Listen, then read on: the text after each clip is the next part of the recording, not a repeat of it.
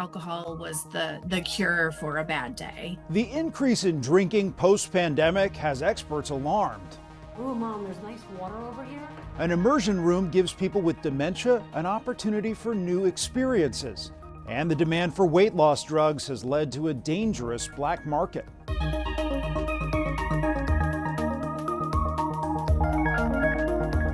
Welcome to Eye on Health, where we focus on stories that affect your physical and mental well-being. I'm Bradley Blackburn. The holiday season is almost here. Christmas trees are going up and Thanksgiving preparations underway. But health experts say getting ready for the season should include vaccinations for flu and COVID-19. New CDC data shows 37% of seniors have gotten a COVID vaccine so far this year. And for those who have held off, a shot now can still help protect you during holiday gatherings. I spoke with the CDC about their new campaign to get shots in arms this winter.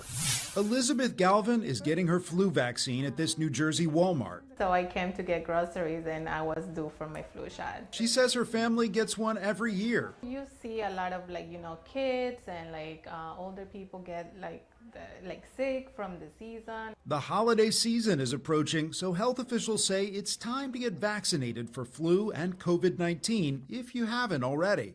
Are you with me? Let's work as a team to defend against the flu. Gear up with a flu shot. Help protect others and reduce your risk of being sick or hospitalized with the flu. That's the message in a new PSA from the Ad Council and the CDC. Last year alone, close to 500,000 people ended up in the hospital because of the flu. Getting a flu shot can reduce that risk by half. CDC Principal Deputy Director Dr. Nirav Shah says get protected from flu and COVID-19 before we start gathering to celebrate the holidays. A lot of us are going to be getting together with our families in small gatherings, going to church, going to other events. Those are situations that the virus thrives in.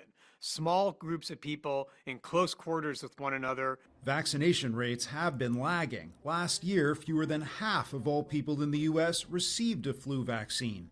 Pharmacist Rachana Chowdhury says don't be afraid to ask questions if you're hesitant about getting vaccinated. They're definitely safe and effective. The best part is when you do come to a pharmacist in retail, we can show you evidence-based research that's been done. So this holiday season can be happy and healthy for you and your family. As the holidays approach, many of us are also thinking about the food. But as you prep your menu, it's worth remembering food safety. About 1 in 6 Americans contract foodborne illnesses each year. Nancy Chen joined forces with a food safety expert to poke around in 3 families' kitchens to highlight ways that we can all stay safe. Across the country, people have been getting sick from their food. A CBS News analysis found foodborne illnesses have increased 42% since 2013 in regions the CDC monitors. While we can't always control what happens outside our home, inside, we can take preventative measures to avoid foodborne illnesses. It starts in the kitchen. We gathered a group of homeowners who were willing to let us in to talk safety. What they don't know is we'll be looking at all the nooks and crannies of their kitchens with Donnie Yu, a food safety expert, an instructor with Premier Food Safety. We're at the home of Katie and Joe Rissian in New Jersey. In the fridge, he finds his first offense, uncovered food. Right here, you have some apples. They're just exposed. Oh no, what is this? Come on. All this can cause bacteria to grow and make you sick. He also recommends color-coding chopping boards to prevent cross-contamination. The yellow cutting board is to chop your raw chicken. And then the red is for your red meats. And then the green one is pretty much for your veggies. Off to our next home. Hi, Harold. Meet Harold and Yal Reyes. You notices the overpacked fridge and freezer. It's a bit difficult to close your freezer. That can cause poor circulation or cold air to leak. Refrigerators should be 40 degrees or cooler, and freezers 0. The biggest violation, how they stored raw chicken, which can have salmonella. Chicken contains these raw juices, which can potentially drip. Things went downhill at the home of Carrie and John Barrett. This expired earlier in the year, so this has to be discarded. He warns not to neglect the oven hood. As the oil gets so heavy, it can start dripping into your food, and that's going to cause contamination. Would you eat in this kitchen? No. I'm sorry, guys. You're not invited anyway. Nancy Chen, CBS News, Sparta, New Jersey. For many, the holidays include plenty of raised glasses. Wine, beer, and other alcoholic drinks are central to celebrations. But a new study has some warning signs about unhealthy alcohol use in the U.S. Data published in the Annals of Internal Medicine shows a 20% increase in heavy drinkers compared to before the pandemic. Stephanie Stahl has more. Lainey Warnicki has been sober for 4 years. I was under the false belief that it's what I needed to relax. Alcohol was the cure for a bad day, or what you used to celebrate. The more I used it, the more I wanted to turn to it. The 40-year-old mother of two says things got worse during the pandemic. It seemed like more and more people were drinking more than ever. So it was kind of more permission, or it validated what I was doing. New research shows alcohol use increased among adults during the COVID-19 pandemic and continued through 2022. Originally, the increase in drinking was due to social isolation, disruption in daily activity, and general lack of accessibility to healthcare and mental health care during a really stressful time. However, we're seeing that these trends are sustained, meaning that either people don't know where to get help, they don't know that they need help. Dr. Divya Ayala with Thomas Jefferson University Hospital says more patients are coming in with alcohol-related health problems like severe liver disease. The study also found the increases in alcohol use were higher for women. I think on TikTok and Instagram, we talk about drinking wine as mommy juice, and it's become a very socially acceptable way to deal with life. I'm a present mom. I have tons of hobbies, and I just am trying to figure out how to add more hours to the day to do all the fun things that I like to do now. Lainey joined the group Sober Mom Squad. You're not alone. There are so many moms, women, humans out there that are questioning their relationship with alcohol. She leads a mentorship program helping other women start their sobriety journey. Stephanie Stahl, CBS News. November 13th was World Kindness Day, a reminder that a little kindness to your neighbor or even yourself can have real ripple effects. Michael George introduces us to a young change maker who's reaching new heights by improving the physical and mental health of others. 16-year-old Mila Huang of New Jersey has been scaling rock walls for a decade. It's helped me gain confidence, and it's just really fun. I love the problem-solving aspect of it. The high school junior loved climbing so much, she wanted other kids to be able to try it too. You made that look easy.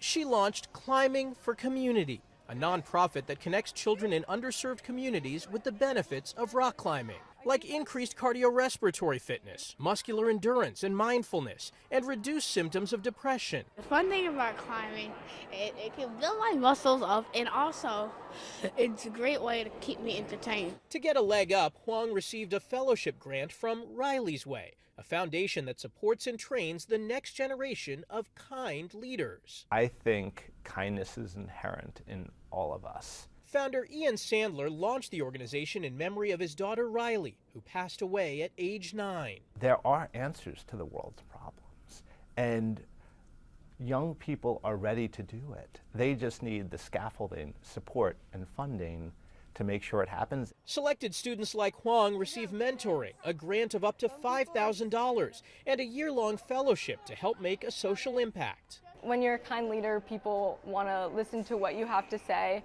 People want to follow you, and they're excited to be a part of your group. Creating that climbing community is taking Huang to new heights. Nice work, Mila. And raising up others, too. Michael George, CBS News, New York.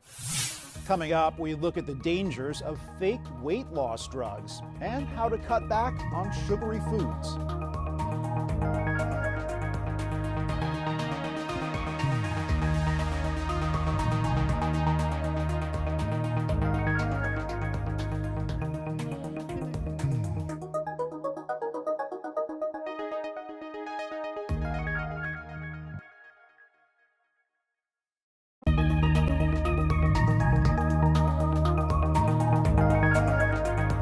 Welcome back. The American Heart Association says Americans eat more than 2 to 3 times the recommended amount of sugar each day. If you have a sweet tooth, it turns out you can blame genetics. A study by the University of Nottingham identified what's called the SI gene, which impacts our ability to digest sugars.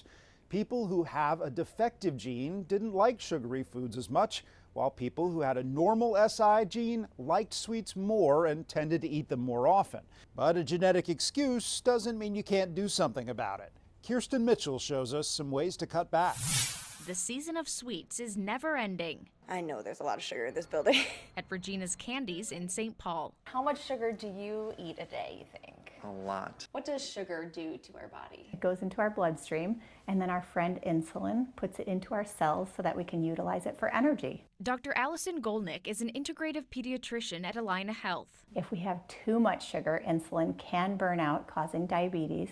And if we have too much sugar, our body has to store it somewhere, so it gets stored as adipose tissue, contributing to obesity. How do you feel after you eat a lot of sugar? Do you notice a change in your body? I think I get a hit of energy and then I get sleepy. How much sugar should we be consuming a day? In general, you want to have less than 25 grams of added sugars. A little more maybe for men, a little less for kids. 25 grams of sugar is about 6 teaspoons. May sound like a lot, but it's easy to consume that amount in just one serving. These candy bars, for example, have about 25 grams of sugar, and soda an astounding 75 grams. So drinking one of these bottles would be about 3 times your daily limit. Diet or zero sugar labeled foods contain artificial sweeteners, which doctors say can be harmful too. But unfortunately, the data shows that they're still contributing to metabolic side effects, which are like diabetes and obesity. And the big whammy with these is that they're like 100 times as sweet as sugar. So they're training our taste buds to love sugar and want more and more and more. Dr. Golnick recommends pairing sweets with fiber or protein, eating a savory breakfast instead of sweet, and taking a walk after eating. I think there are more healthy things that are easy to grab instead of a cookie if you have discipline. Discipline and understanding often confusing nutrition labels can help set you up for sweet success. Kirsten Mitchell, CBS News. Another issue with eating too much sugar, tooth decay. But there's a renewed debate now about the safety of fluoride in drinking water, with one of President-elect Trump's top picks to oversee public health, Robert F. Kennedy Jr., calling to end fluoridation entirely.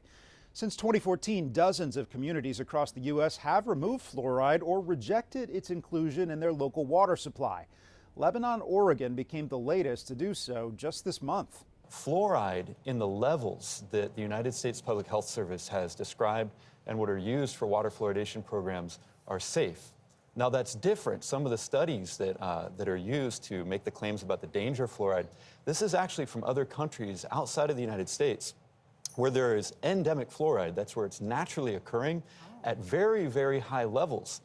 To get those levels where things are really dangerous, you have to be much, much higher. The CDC says fluoride in drinking water has contributed to better oral health in the U.S. for over 75 years and has been endorsed by more than 100 dental and health organizations. The demand for weight loss drugs like Ozempic and Wegovy has led to a flood of fake drugs hitting the market. And those counterfeit meds can be harmful to your health. As Tom Hansen shows us, America's Customs and Border Protection is testing knockoff drugs being sent to this country and making some alarming discoveries. At this massive mail facility in New York City's JFK Airport, Customs and Border Protection agents are holding a first line of defense, digging through box after box. So all of those green dots, yes, you guys think that those are pills? Yeah. As a flood of dangerous counterfeit prescription meds, including popular weight loss drugs, pour into the United States. People are really taking a risk by ordering these products online and not knowing really the supplier that's sending it to them. Novo Nordisk alone brought in $21 billion in revenue last year from drugs like Ozempic, Wegovy, and Rybelsus. Black market knockoffs and smuggled products have been quick to follow. CBP showed us a small sample of what they've seized over 2 days. This says it was manufactured in Bangladesh. This box of Wegovy actually came packaged as a children's Mickey Mouse puzzle. These products look like the real deal, but CBP Port Director Salvatore Ingrassia says they can be anything but. We have tested these pharmaceutical products and found things like antifreeze and other fillers that in some cases are dangerous. Novo Nordisk reports it found insulin in a counterfeit pen, landing the person who used it in the hospital. The FDA's Office of Investigations is taking the threat seriously. Last May, they arrested a Long Island woman for selling suspected fake Ozempic on social media.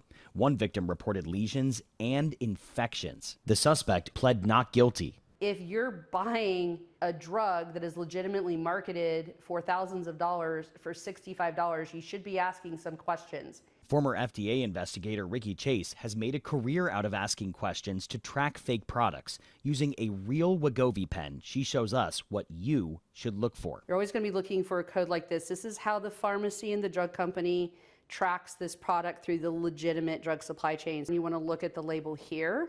If you rub your hand over the labeling and the ink smears, that is a good indication that it is not a legitimate product. Chase says don't risk your health while trying to get healthy. The ultimate line of defense is your own judgment. Tom Hanson, CBS News, New York. After the break, a wheelchair made for climbing mountains and why Americans are traveling overseas for cosmetic surgery.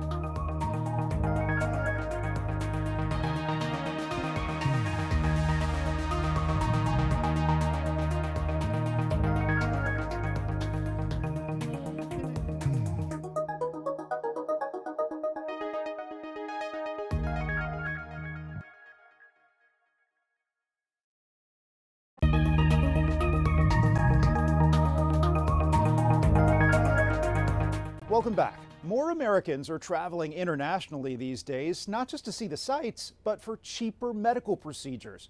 It's especially true for cosmetic surgeries. Wendy Gillette reports from Istanbul, Turkey, where hair transplants are now big business. Well, I think I used to do this one. John Hagley, who splits his time between St. Louis and Los Angeles, enjoyed his recent trip to Turkey with his wife and their daughter Mabel. The actor also had a mission in Istanbul to get a hair transplant to look more like he did years ago. My hair is a part of me, and I was getting an island up there, so I wanted to make sure it wasn't gonna be an island anymore. They take this whole part and say, this is your donor area. Hagley underwent the procedure at Esinove Clinic located inside an Istanbul hospital. The clinic performs about 3,000 hair transplants a year. Overall, medical tourism brought more than 1.5 million people to Turkey last year. 50% of them received hair transplants. It's so common to see patients on Turkish Airlines, there's a well-known joke in the country. It's called as Turkish Airlines. A hair transplant costs $3,500 here at the clinic. That compares to $12,000 to $15,000 in the U.S. The price also includes transportation while in Istanbul and a 5-star hotel. The Turkish currency works in Americans' favor. Ways for the doctor is much more cheaper, maybe 10 times cheaper when you compare any doctor in America. The most common medical tourism procedures are cosmetic, fertility, and dental, with Americans typically seeking them in Mexico, Costa Rica, Colombia, Brazil, and Turkey. To address some of the risks, the nonprofit Medical Tourism Association says look for facilities that are accredited. Make sure you're comfortable with a doctor. Try to speak with former patients and comparison shop. A lot of the really good providers will include that you're staying there for a certain amount of time in the country, and that it is going to include things that may happen because complications do happen during medical procedures. Hagley says he felt safe and his procedure went well. By a full year, I know that I'll have a full head of hair again. Making this a rejuvenating trip. Wendy Gillette, CBS News, Istanbul, Turkey. For people navigating the world in wheelchairs, rough terrain can be off limits. But when a former British soldier suffered a spinal injury, he teamed up with some world-class engineers to develop an off-road wheelchair capable of tackling even the hardest challenges. John McGuire, with our partners at the BBC, takes a look. If a walk in the park means things are easy, then a trip to the woods shouldn't be that hard either, should it? It can be in a motorised wheelchair, and all too often paths, steps, even grass can prove to be no-go areas. But in a workshop in Northamptonshire is a solution. This is Rock Climber. This is all about accessibility. Accessibility isn't just about getting into venues or things like that. You know, it can really impact mentally. You know, for me, it put me in a really, really dark place where I was having suicidal ideation and I was trapped indoors. And when I was adapting to being disabled, this project literally kept me alive. It's the brainchild of Nick Wilson, a former soldier who suffers permanent chronic back pain and uses an electric wheelchair. The objective was to climb Mount Snowdon unaided, and they did it. But Nick says this concept isn't about the extremes of mountain climbing, it's about the everyday. The irony is, after becoming the first person with disabilities to ascend Snowdon in rock climber, 2 days afterwards I was out and about in my own power chair and got stuck on a pavement and couldn't go where I wanted to go because there was no drop curb. So I can go up the highest mountain in England and Wales, but I couldn't get off a 10-centimetre drop curb. And that's just wrong. And just look at this. There's no trick photography here.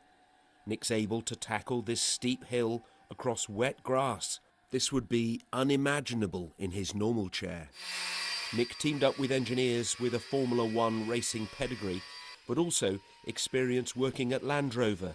We've become quite passionate. Getting to know Nick over the last couple of years, we realised that he really struggles. Objective, really long term, is to take a lot of the technology and convert that into something that's more usable on a daily basis, and that's what we're working on at the moment. Every day, everywhere, everyone. The ambition is huge, but ingenuity and determination are bringing this chair, a world first, they believe, to fruition. John Maguire, BBC News, Toaster. November is Alzheimer's Awareness Month. It's estimated more than 6 million Americans have dementia. Watching loved ones deal with the memory loss, disorientation, and sometimes combative behaviors of dementia can be heartbreaking for caregivers. Now, a New York facility is offering memory care unit residents a unique way to create connections and experiences with their families. CBS News Chief Medical Correspondent Dr. John LaPook has more. Here we go. Judith Lasker always loved taking long car rides. What do you want me to do? Make a right. The 86-year-old, who suffers from dementia, is out for a spin with her daughter Jennifer. Look at this house. Ooh, Mom, there's nice water over here. This is the Immersion room at Gerwin Jewish Nursing and Rehabilitation in Comac, New York. Designed by Besser Rooms, it uses state-of-the-art technology to immerse memory care unit patients and their families in experiences and activities through stimulating sights, sounds, even smells. There's an innocence to the reaction to some of the environments that are magical. And, you know, the last couple years were not magical. So it was a nice escape for both of us. From being whisked away to the beach, to visiting a quaint cafe, big inhale, arms come up, palms together, to practicing yoga. And she was following along like perfectly, and it was amazing. Recreational therapist Kathleen Biggs says the goal is to reduce combative behaviors, anxiousness, and restlessness, provide enrichment, and increase quality of life. Even though they have memory loss, you still want to make the memories that they have meaningful. So we're providing these opportunities for families to have a whole new experience. It's bringing new memories to them. The experience can be overstimulating, so residents come out to this calming room to decompress. We're talking about what's happening in the moment, and you don't get that a lot of the time. My mom has done some of the sequences so many times that she actually remembers them. Jennifer says it's been wonderful to engage in experiences together once again. Dr. John LaPook, CBS News. New ways to unlock old memories. That's this week's Eye on Health. I'm Bradley Blackburn. Thanks for joining us, and be well.